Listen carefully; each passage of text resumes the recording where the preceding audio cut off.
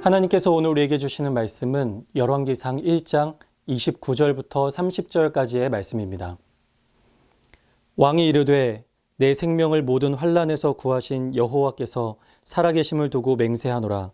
내가 이전에 이스라엘의 하나님 여호와를 가리켜 내게 맹세하여 이르기를 내 아들 솔로몬이 반드시 나를 이어 왕이 되고 나를 대신하여 내 왕위에 앉으리라 하였으니 내가 오늘 그대로 행하리라. 아멘. 군 생활을 하면서 가장 긴장이 되는 순간은 위험하고 힘든 훈련을 앞두고 있을 때가 아닙니다. 사단장님이 부대에 방문한다는 예고가 있을 때 가장 긴장이 됩니다. 왜냐하면 사단장님의 말 한마디로 부대의 많은 것들이 바뀌기 때문입니다. 한 번은 사단장님의 방문을 앞두고 부대원들이 한 달이 넘게 쓰레기 소각장을 만들었던 적이 있습니다.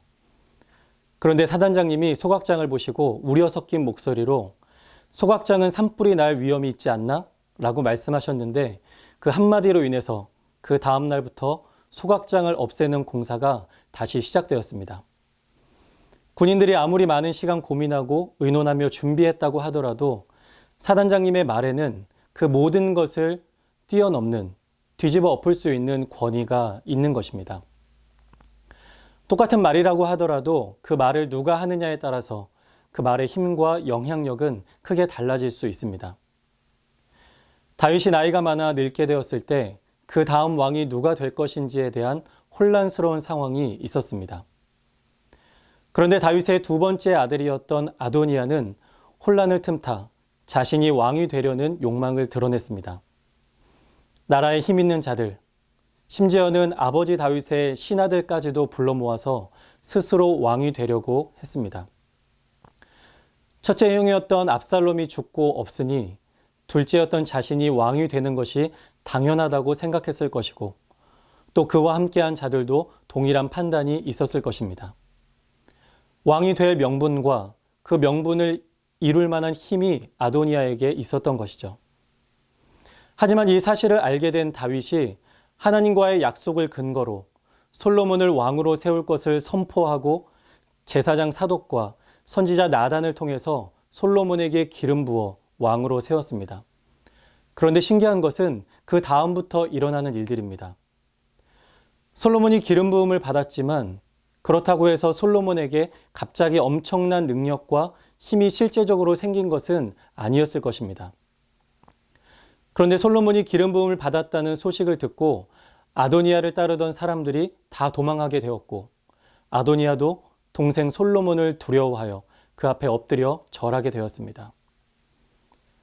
아도니아가 스스로 왕이 되려고 했을 때는 결코 가벼운 마음이 아니었을 것입니다.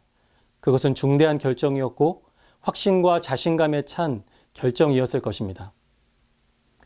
그러나 하나님의 기름 부으심, 다시 말하면 하나님께서 솔로몬을 왕으로 세우셨다는 말씀 앞에 아도니아의 모든 판단과 결정은 아무것도 아닌 것이 되어버린 것입니다. 온 이스라엘의 혼란스러움이 하나님의 결정과 말씀 앞에 깨끗하게 정리된 것입니다. 사랑하는 여러분, 우리는 살아가면서 많은 사람들과 또 많은 말들의 영향을 받으며 살아갑니다.